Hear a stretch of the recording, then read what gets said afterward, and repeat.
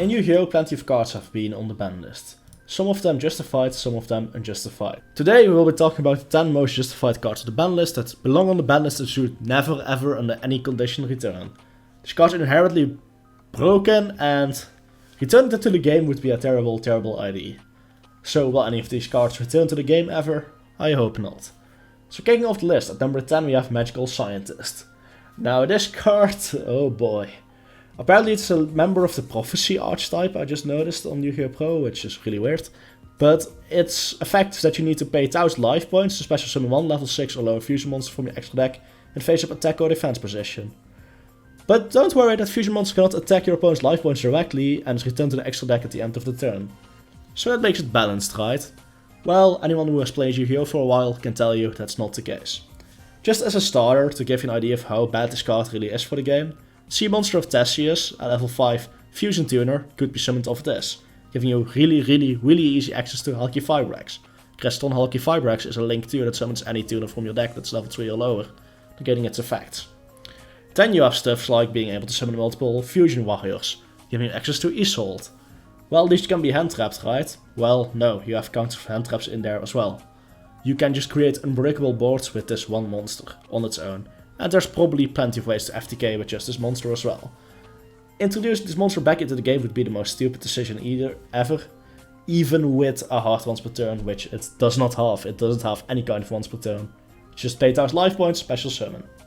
No way this card should ever return to the game. My number 9 is Confiscation. Some old school players might remember this card being legal, and I don't know why it was legal for that long. But it's basically a normal spell that says you can pay 1000 life points, look at your opponent's hand, select one card in it and discard that card. Now it's not as bad as another card on this list simply because it does discard, it does do another thing which I will mention soon. But not only do you remove a card from your opponent's hand, you also get to look at your opponent's hand. So let's say you start your turn, you use this, you'll immediately see what deck you're playing against, what kind of board you need to build. Like, oh, you have multiple spells, I need to now go into Naturia Beast. Oh, you have multiple traps, Naturia Exterior it is. You know, it gives you the ability to play around your opponent's board and take one dangerous card out of there. Let's say you just opened 1 Ash and 4 other cards going second. Your Ash is now gone and you cannot interact with your opponent's board. Especially in the modern state of Yu-Gi-Oh! This card would be too much, and I'm not sure why it was legal that long in the first place. Number 8, the Forceful Sentry should never return for similar reasons. It doesn't even have a cost, you just look at your opponent's hand, select one card and shuffle it back into the deck. Like, it doesn't even discard, so they can't use a graveyard effect or anything, no, it's shuffled straight back into the deck. Like, do I even need to tell why that's strong? Once again, the same argument for getting info from your opponent's hand applies here, but there's no cost, and you shuffle it back so there's no chance it can trigger an effect in the grave or something like that. It just takes one card out of the game. And yes, theoretically that's a 1-for-1, but hand loop cards like this are never really fair for the game. That combined with info just makes this card way too much. My number 7 is Painful Choice. Now this card might be famous, you might know it already. It was legal back in the day for a while. Basically what it does is you can select 5 cards from your deck and show them to your opponent. Your opponent selects one, you add it to your hand. The rest is discarded to the graveyard. Keep in mind that they are discarded, it counts as discarding. It's a discard for effect. Dark Worlds will trigger off this. Danger should trigger off this. Let me double check, I believe they can. Yeah.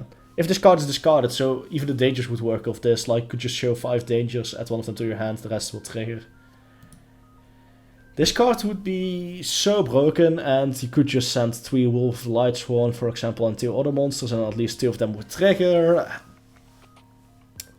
Like, I'm pretty sure just Painful Choice itself will lead to FTKs. Just on its own. Very cool effect, back in the day it was fun, until people start realizing, hey, wait, that's really strong. Also, little fun fact of trivia for you guys. Sangan and Witch of the Black Forest have an effect that when they are sent from the field to the graveyard, you can search a certain monster. Well, in the OCG they actually used the trigger of Painful Choice as well. But sure as hell was a fun Exodia deck. For my number 6 I have Graceful Charity. The effect of Graceful Charity is simple. You draw 3 cards, then discard 2 cards. Now multiple issues. Once again it discards for effect. So it will trigger stuff like Dark Worlds. which would be a bit too strong in Danger Dark Worlds, like, seriously. And it doesn't make you go minus, it's draw power that breaks even, basically. I mean, you use this one card, draw 3, then you discard 2, so... yeah. That's a bit too strong. You plus in your HUD, you can fix your hand, discarding is not a cost nowadays, it's too versatile, everyone would run the max amount of copies. Yeah, no, if they ever print a card like this or want a card like this in the game, they should look at Angel Baton from Turbo Dueling. Yu-Gi-Oh! 5D's fans will know the card. That said, draw 2, discard 1. At least that's a little bit less obnoxious because you get to draw less. I mean, drawing 3, it just gives you too much ability to fix hands that are otherwise bad. Next one is simple, Pot of Greed, number 5. I mean, you draw 2. No cost, nothing, anything. No costs, no negatives. Whoever opens this and actually manages to draw it, gets an additional free card in hand advantage. You have 5 cards in your hand, you use Pot of Greed, you now have 6 cards in your hand. You just get a bonus card for absolutely free without having to work for it. And that's just too much. Hand advantage is a very important factor in Yu-Gi-Oh!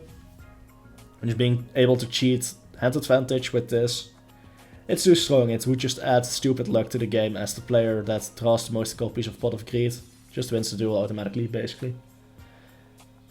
Yeah. My number 4 is Cold Wave. Some people might know it. I actually played when this card was legal. It's a disgusting card. This card can only be activated at the start of main phase 1. Until your next turn, you and your opponent cannot play or set any spell or trap cards. So not only are they unable to use any spell or trap cards, they cannot set them either. So let's say you're going first against Eldritch, you use Cold Wave, you pass on a strong board, they cannot use Evilly Match, they cannot use Lightning Storm, worst of all they cannot set any of their Eldritch cards. Literally cannot even set them. That's absurd. I don't know how this card was ever legal. I believe it was legal for quite a while actually. The fact that this card actually existed at one point is just insane. It blows Heavy Storm and Harpy's Feather Dust way out of the water, and the fact this card even exists worries me a bit. So next one at number 3 is Level Eater. Now the issue with Level Eater is that it's fair card in synchro decks. If this card is in your graveyard, get target 1 level 5 or higher monster you control, reduces level by 1, and if you do special summon this card. This face-up card on the field cannot be tribute except for tribute summon. Now, if you're not up to date with Yu-Gi-Oh! This sounds fine. It's strong but not too strong. It made Junk Doppel a good deck.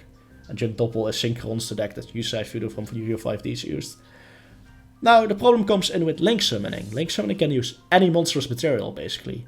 So if you had Level Eater in the grave and a high level monster on the field, you can just start Link Summoning for free.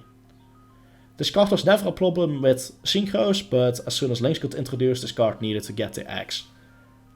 And that's a bit sad if you ask me. I hope this card will one day return with an errata to only allow it as a synchro material. Some people advocate for a hard one pattern on this, but it would ruin the card in my opinion. Even then it's better than nothing. But yeah, this card would be too much. Like imagine running Light Sworns and Gale's Dragon Levianeer. Gale's Dragon Levianeer is level 8, so this would be able to be summoned 4 times, right? Yeah, 4 times. That's 4 materials for Link Summoning of 1 monster. And if you're able to summon another big beat stick, you can just keep using that as well. Now, just imagine combos with Block Dragon and Level Eater. Oh boy. Yeah, it shouldn't be hard to understand why Level Eater is currently still banned and will probably never return. My number 2 is Danikens Duo. Now, not only is the card that messes with your hand, it removes multiple cards from your hand. The effect of Danikens Duo states this: pay 1000 life points. Your opponent discards 1 random card, and if they have any other cards in their hand, discard 1 more card of their choice. Yeah, sure, you get to choose for the second effect which card you discard as the one getting this card used against them. But keep in mind that you are discarding 2 cards off of 1 card. If the opponent is somehow able to add this card back, which isn't too hard, Magical Stone Excavation for example exists, they can remove 2 additional cards from your hand and boom, you just basically got hand looped without much of an effort. This card is disgusting. Anyone that played Legacy formats will know the power of this card. At least back in those days it was interesting because you then had the choice of setting your key spell cards. Like let's say you have Monster Reborn, you have to choose between keeping it in your hand and setting it, because if you keep it in your hand I can confiscate your Danikens Duo it. But just straight up, Being able to remove 2 cards with 1 card is just too much. Yeah, sure, you don't get to look at their hands, but just plainly saying, hey, 2 of the cards are now gone would be way too powerful. I mean, going second, you start with 6 cards. If this gets used against you, you start with 4 cards. And if they have a Savage Dragon and Arclight, you only have effectively 2 cards to try and do something with. I don't think I need to explain this one. So the number 1 is a card that should never, ever return. Maxie. Now, some people are making the argument that it somehow could return, and I ask you players that think Maxie is a fair card. Have you ever played anything outside of Eldritch or a deck that just sits on back row? Because, wow, Maxie just kills playing styles entirely. At least with Nibiru, the argument can be made that you can just stop for up to 4 or 5 summons, you can play around it. Maxie, it's simple. Once Maxie gets dropped, you lose. When Maxie first came out, the game was still in a somewhat healthy state. If Maxie got used against you, you could set a few back row and reliably hope to make it to a next turn. I mean, sometimes you get OTK'd, but not all of the time. Nowadays, let's imagine you're playing Junk Doppel, you're having fun. You want to resolve Junk Speeder, you get Maxied. Now you have 2 choices. 1, try to keep making a board, but good luck, they will draw to additional hand traps and there's no chance you'll get to play. Or end your combo there, and guess what? You'll get 1/3 killed. Maxie is basically a win condition on its own. It's like drawing all 5 pieces of Exodia except it's 1 card and it's called Maxie. Sure, against certain decks it might not do that much, but the devastation it brings to the table to certain decks, like dropping this against a casual fun combo deck, it's ridiculous. At least for Nibiru, arguments could be made to keep it in the game, but Maxie under no circumstance should ever return. The ability to just stop certain decks from playing entirely? Yeah, no. So anyways, these are 10 cards I think should never ever see the light of day again. These cards are banned for a good reason and should thus never be unbanned. Any you disagree with? Any cards I missed on here? I know there's plenty of banned cards I didn't cover, but wow, there are some really solid cards on the ban list and cards that should be on the ban list. That said, I hope you guys liked this video. I surely enjoyed making it, and I'll see you guys in the next video. Stardust Review, signing out.